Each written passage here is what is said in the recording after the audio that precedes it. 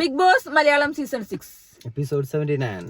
അപ്പോൾ നമ്മള് എപ്പിസോഡിന്റെ റിവ്യൂ പറഞ്ഞതിന് മുന്നേ എനിക്കൊരു ഒറ്റ ലൈൻ ഒരു കാര്യം പറയുന്നുണ്ട്. ഞാനൊരു സാധനം എറിഞ്ഞിട്ടു, അതിന് ഞാൻ എക്സ്പെക്ട് ചെയ്ത സാധനം എനിക്ക് തിരിച്ചു കിട്ടി. അതുകൊണ്ടല്ല, മഴക്കാലല്ലേ, മഴക്കാലാവുമ്പോ നമ്മള് എന്തൊരട്ടലപ്പം മീൻകൊത്തും. അതാണ് മഴക്കാലത്തിന്റെ പ്രത്യേകത. അതെ, അപ്പൊ നമുക്ക് മീൻ കൊത്തിയിട്ടുണ്ട്, അത് മതി, അത്ര മതി, വേറെ ഒന്നും ഞങ്ങൾക്ക് വേണ്ട. അപ്പൊ ഇനി ഒന്നും പറയലല്ലോ, എപ്പിസോഡിലേക്ക് നമുക്ക് എപ്പിസോഡിലേക്ക് പോവാം. നമ്മളെ ദൈവത്തിന്റെ ഫോട്ടോ കാണിച്ചാണ് തുടങ്ങിയത്. അതെ, പാവം ഋഷിക്കുട്ടന്റെ സ്വന്തം സഹചരിയും അമ്മയും പെങ്ങളും അനിയത്തിയും ഒക്കെ ആയ എല്ലാം കൂടി ആയ അൻസിത്തേന്റെ ഫോട്ടോ വെച്ചിട്ടാണ് ബിഗ് ബോസ് തുടങ്ങിയിരിക്കുന്നത്. ഋഷിക്ക് കാണിച്ചു കൊടുക്കാൻ വേണ്ടിട്ടാണോ ബിഗ് ബോസ് അങ്ങനെ കറക്റ്റ് സൂം ചെയ്തൊക്കെ ഇട്ടത്? ഋഷി എന്റെ അടിയിലുണ്ടെന്ന് പാവം ചെറുണ്ട് കൂടി കിടക്കണം. ബാക്കില് വലിയ അൻസിബന്റെ ഫോട്ടോയും എല്ലാം അൻസിബ കാണുന്നുണ്ട്. എല്ലാം അൻസിത്തെ കാണുന്നുണ്ട്. നമ്മൾ അൻസിത്തെ ഇറങ്ങിയതൊക്കെ കണ്ടുട്ടോ, നമ്മള് വീഡിയോ എയർപോർട്ടിലൊക്കെ വന്നത്. അപ്പൊ അത് കഴിഞ്ഞിട്ട് നമ്മളെ ജിൻഡോ കാക്കിയും ജാസ്മിൻ താത്തിയും കൂടിയുള്ള ഒരു ചെറിയൊരു ഫൈറ്റ് ആണ് കണ്ടത്. കോമഡി സാധനം. അയ്യോ, എന്താ ചോദിക്കണേ? അല്ല, നിങ്ങളാരാ? ജിൻഡോ. ഞാൻ ജിൻഡോ. ഞാൻ പറഞ്ഞില്ലല്ലോ നിങ്ങള് രമണിയാണെന്ന്. അയ്യോ, അത് കോമഡി സാധനമായിരുന്നു. നിങ്ങളാരും ഞാൻ ജിൻഡോ. അവരെന്താണെങ്കിൽ ഭയങ്കര സീരിയസ് ആയിട്ടാണ് ഇതൊക്കെ. എനിക്ക് തോന്നുന്നു ആ വീടിന്റെ ഉള്ളിൽ ഇതൊക്കെ ഭയങ്കര സീരിയസ് വിഷയമാണ്. അവരെല്ലാരും ഉള്ള മുഖമൊക്കെ ഭയങ്കര സീരിയസ് ആയിട്ട്, നമുക്കിത് കാണുമ്പോ ഭയങ്കര ചിരിയാണ് വരുന്നത്. ഞങ്ങൾക്ക് ഉള്ളിൽ ചിരിക്കുന്നു. അല്ല, നിങ്ങള് ജിൻഡോ ഞാൻ ജാസ്മിൻ, അത് ഞങ്ങൾക്ക് അറിയാം, അതല്ല ഞാൻ ചോദിക്കുന്നത്. അല്ല, അവർ രണ്ടാളും അടി അല്ലെങ്കിൽ കാണാൻ ഭയങ്കര അതെ അതെ അതെ അതെ, കോമഡി സാധനം കാണിക്കാൻ ഡയലോഗ് ഭയങ്കര ഇഷ്ടം. നിങ്ങളാണ് ഞാൻ ജിൻഡോ. കടലക്കറി ഉണ്ടാക്കണം, ഞാൻ എനിക്ക് ഇഷ്ടം ഉണ്ടാക്കും. എനിക്ക് നോക്കണം. അയ്യോ, എന്നിട്ട് ആ പേര് പറഞ്ഞിട്ട് മറ്റേ അപ്പുറത്ത് നന്ദന സിജോനോട് പരാതി പറയാ, തലേ ദിവസം ഉള്ളത് ആരും കഴിക്കില്ല, എന്റെ ഋഷിക്ക് ഉണ്ടാക്കി കൊടുക്കണത്രേ. ജാസ്മിൻ അറിയാതെ പറഞ്ഞു, ഞാൻ ഋഷിക്കൊന്നും ഉണ്ടാക്കി കൊടുക്ക, ഇന്നലത്തെ ഭക്ഷണം കഴിക്കാത്ത ആളല്ലേ, എന്നാ പിന്നെ ഇന്നൊന്ന് പുതിയ സാധനം ഉണ്ടാക്കി കൊടുക്കാന്ന്. എനിക്ക് പറ്റണില്ല. അതെ, ഇന്റെ സ്വഭാവം മനസ്സിലാവണില്ല. അവിടെ വരട്ടെ, സമയാവട്ടെ, ഞാൻ പൊട്ടിക്കും എന്ന് പറയുന്നുണ്ട്. അതന്നെ, അപ്പൊ ഒന്നും മിണ്ടിയില്ല. എന്നിട്ട് അപ്പുറത്ത് പോയിട്ട് പിന്നെ കുറച്ച് കഴിഞ്ഞിട്ട് പിന്നെ സിജോനോട് പിന്നെ വരാതി പറഞ്ഞിട്ടൊരു കാര്യമില്ല. സിജോന്റെ ഷർട്ട് എടുത്തത് നമ്മളെ ജിൻഡോ ചേട്ടൻ കൊടുത്തിട്ടുണ്ടെങ്കിൽ അത് മാച്ചായെന്ന് എനിക്ക് തോന്നുന്നു. മഞ്ഞ ട്രൗസറും മഞ്ഞതല്ലേ. പിന്നെയാണ് നമ്മുടെ ക്യാപ്റ്റൻസി കൈമാറ്റം നടന്നത്. അങ്ങനെ അഭിഷേക് നമ്മുടെ സിജോന് കൊടുത്ത ഒരു സെന്റൻസ് പ്രചോദനം ഭയങ്കര സൂപ്പർ ആയിരുന്നു കേട്ടോ. ഇന്ന് ബിഗ് ബോസ് ഭയങ്കര സൂപ്പർ ആയിട്ട് വന്നു കേട്ടോ. കേൾക്കാൻ നല്ല രസമുണ്ടായിരുന്നു. എന്താ സാഹചര്യങ്ങൾ അതിജീവിച്ച് പകുതി വഴിയിൽ നിന്ന് വിട്ടുപോയ ക്യാപ്റ്റൻസി തിരിച്ചു വന്നപ്പോൾ എന്നുള്ള രീതിയൊക്കെ സംസാരിച്ചപ്പോ സിജോക്ക് അർഹതപ്പെട്ട ക്യാപ്റ്റൻസിയാണ് കിട്ടിയത് അല്ല ഈ ഒരു സമയത്ത്. കാരണം അതിപ്പം എന്തിന്റെയൊക്കെ പേരിലാണെങ്കിലും സിജോ പണ്ട് പകുതി വെച്ച് പോകുമ്പോ എല്ലാവർക്കും ഒരു വിഷമം ഉണ്ടായിരുന്നു. ഇത് ആള് കളിച്ച് നേടിയെടുത്താണെങ്കിലും അതൊരു കറക്റ്റ് ടൈമിൽ കിട്ടും. കറക്റ്റ് അവസാനത്തെ ക്യാപ്റ്റനാണ്. ഇനി ക്യാപ്റ്റൻസി ആർക്കും ഉണ്ടാവില്ല. അപ്പൊ സിജോന് അത് കറക്റ്റ് കിട്ടിയത്. പക്ഷെ എനിക്ക് തോന്നുന്നത് ചിലപ്പോ ബിഗ് ബോസ് ക്രൂവിന് വരെ ഒരു ഹാപ്പി ആയിട്ടുണ്ടാവില്ല അയാൾക്ക് ഒരു ക്യാപ്റ്റൻസി കിട്ടിയപ്പോ. ബിഗ് ബോസ് അങ്ങനെ പറഞ്ഞപ്പോ തന്നെ നല്ല രസമുണ്ട് കേൾക്കാൻ. പിന്നെ അതേപോലെ ജയിൽ നോമിനേഷന്റെ പേര് പറയുമ്പോഴേ നിങ്ങൾക്ക് ഇത് അവസാനത്തെ ചാൻസ് ആണ്, നിങ്ങൾ ശ്രദ്ധിച്ച് ചെയ്യുക, അങ്ങനെയൊക്കെ പറയുമ്പോണ്ടല്ലോ ഭയങ്കര നമുക്കൊരു മോട്ടിവേഷൻ തോന്നില്ലേ? എനിക്കല്ല മോട്ടിവേഷൻ തോന്നി സത്യം പറഞ്ഞാൽ. എല്ലാരും തകർക്കും ഇങ്ങനെ നിൽക്കാണ്. ഇതിലിപ്പോ ക്യാപ്റ്റനകത്ത് പുതിയ മനുഷ്യൻ മാത്രമേ ഉള്ളൂ. നോറുണ്ട്. പുതിയ മനുഷ്യരോ? പുതിയ മനുഷ്യൻ നോറയുണ്ട്. പുതിയ മനുഷ്യൻ, നല്ല മനുഷ്യൻ, പച്ച മനുഷ്യൻ, എന്ത് വേണമെങ്കിൽ പറയാം. അപ്പൊ മനുഷ്യനും പിന്നെ നോറ അല്ലേ? നോറ ക്യാപ്റ്റനായിട്ടില്ല. അവിടെ ആയിട്ടില്ല. ഓടാവാതിരിക്കും. ഇന്നലത്തെ മതിയായി. ബിഗ് ബോസ് ഒന്ന് നിർത്തി പോകുമോ എന്ന് വെച്ച് നിർത്തിപ്പിച്ചതാണ്. ജാസ്മിൻ ക്യാപ്റ്റനായോ? ജാസ്മിൻ ക്യാപ്റ്റനായിട്ടുണ്ട്. അടിപൊളി ക്യാപ്റ്റൻസി തോന്നുന്നു. പിന്നെ നമ്മുടെ ജയിൽ നോമിനേഷൻ വന്നത്. അല്ല സോറി, അയ്യോ എനിക്ക് അബദ്ധം തിരുത്തണം കേട്ടോ, അബദ്ധം എന്താ. അപ്പൊ എവിക്ഷന്റെ ഉള്ള നോമിനേഷൻ ഇത് വന്നത്. അപ്പൊ നമുക്കറിയാം സായിക്ക് 4 വോട്ട് കിട്ടി. അതെ, അത് എന്താ ഞങ്ങള് പ്രതീക്ഷിച്ചാണല്ലേ, അത് പ്രതീക്ഷിക്കേണ്ടതായിരുന്നു. ശരിക്കും ഇത് എന്റെ അഭിപ്രായത്തില് ഒരാഴ്ച കൂടി കഴിഞ്ഞ് കഴിഞ്ഞാൽ ഒരാഴ്ചന്റെ ഗ്യാപ്പ് കഴിഞ്ഞ് അടുത്ത ആഴ്ച അല്ലെങ്കിൽ നോമിനേഷനിൽ വരണം. അല്ലെങ്കിൽ ഇത് ഗെയിം ഇതിനൊക്കെ നന്നായിട്ട് ബാധിക്കും ശരിക്കും. അപ്പൊ എന്താണെങ്കിലും വളരെ പ്രതീക്ഷിതമായി സായിക്ക് 4 വോട്ട്. പ്രതീക്ഷിതമായി സായിക്ക് 4 വോട്ട്, 2 വോട്ട്. ഞെട്ടിച്ചത് ജിൻഡോക്ക് വോട്ടിട്ടോ. ജിൻഡോ ഒമ്പാണ്ടും പ്രതീക്ഷിക്കുമ്പോ പാവത്തിന് എന്തിനാണ് സങ്കടം കൊടുക്കുന്നത്? ജിൻഡോ സിജോ വിട്ടോ, അർജുനൊക്കെ ഞങ്ങൾ രക്ഷപ്പെട്ടു ഒരു പുള്ളി ചാടിക്കളിയുന്നു.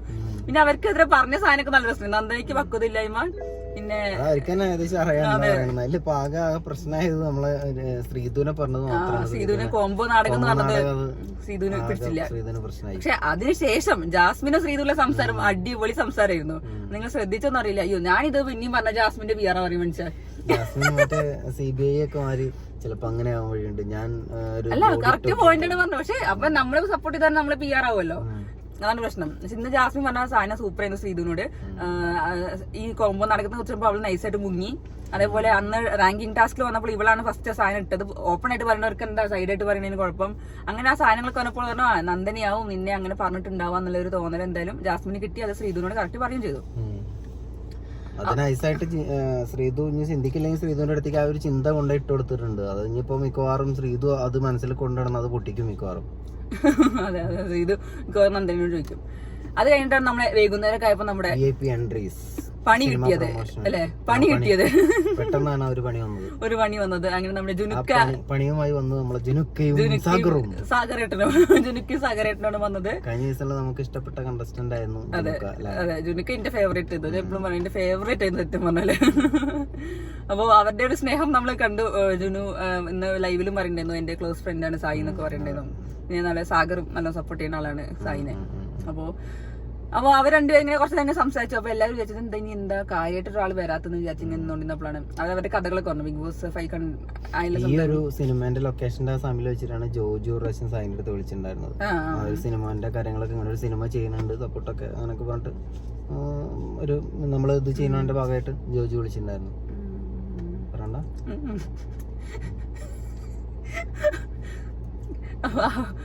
അപ്പൊ ജോജുവിന്റെ പ്രശ്നമില്ലേ അതാ?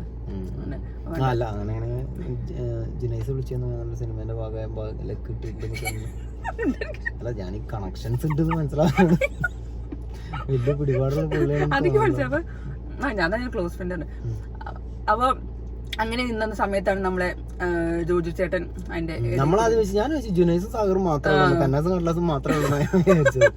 അപ്പൊ നമ്മൾ ആശാൻ മുതലാളി വരുന്നുണ്ടായിരുന്നു. അവരുടെ ആ ജേണി പറഞ്ഞു. അതായത് 63ാമത്തെ എപ്പിസോഡിലാണ് ഞാൻ അവർക്കത് ഭയങ്കര നമ്മളെ സംബന്ധിച്ചോളം നമുക്ക് അങ്ങനെയാണ് തോന്നില്ലല്ലോ.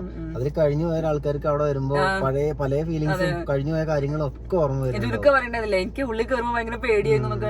അല്ലെങ്കിൽ മറ്റേ സാഗർ പറഞ്ഞില്ലേ ഞാൻ 63 ദിവസം ഇറങ്ങിയപ്പോഴാണ് എനിക്ക് ജോജു ചേട്ടന്റെ കോള് വന്നത്. ജുനൈസ് പറഞ്ഞു ഞാൻ അവിടെ 100ാമത്തെ ദിവസം അവിടെ നിൽക്കുമ്പോ അതെന്നെ ഉള്ളിൽ നെഗറ്റീവ് ആയിരുന്ന ആ സമയത്തൊക്കെ ഒരു ഓർമ്മ ഉണ്ട്. എനിക്ക് പണി തന്നു വെച്ചിട്ടുണ്ട്. നന്ന അറിയില്ലല്ലോ, നമ്മൾ തന്നെ റിവ്യൂ ചെയ്ത പോലെ പറഞ്ഞിട്ടുണ്ടാവും. പക്ഷെ സാഗറിന്റെ കാണിക്കാൻ ഇപ്പോഴും ഉണ്ട്. ആക്ഷൻസ് ഒക്കെ നല്ല രസമുണ്ട്, നല്ല ഫണ്ണി ആയിട്ടുണ്ട് എന്തായാലും. അപ്പോഴാണ് നമ്മുടെ ജോജു ചേട്ടന്റെ മാസ് എൻട്രി വന്നത്. ഭയങ്കര മേക്ക് ഓവർ ലുക്ക് ഉണ്ടല്ലേ, മുടി നരപ്പിച്ചതാണോ അതോ.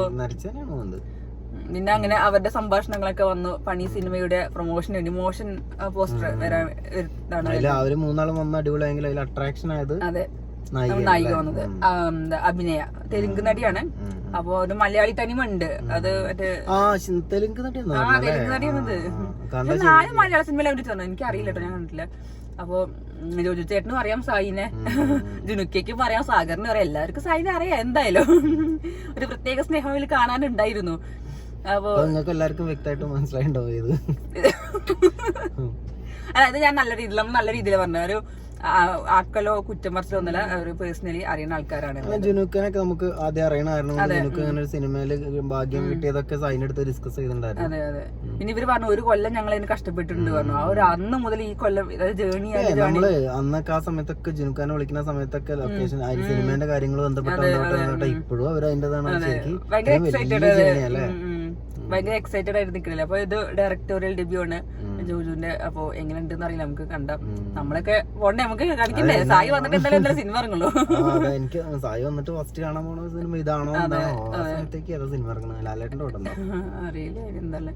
അപ്പൊ പിന്നെ അവിടെ കുറച്ച് ചോദ്യങ്ങളൊക്കെ ചോദിച്ചു ഇവരോട്, മറ്റേ ഈ സിനിമയെ കുറിച്ചൊക്കെ ചോദിച്ചു.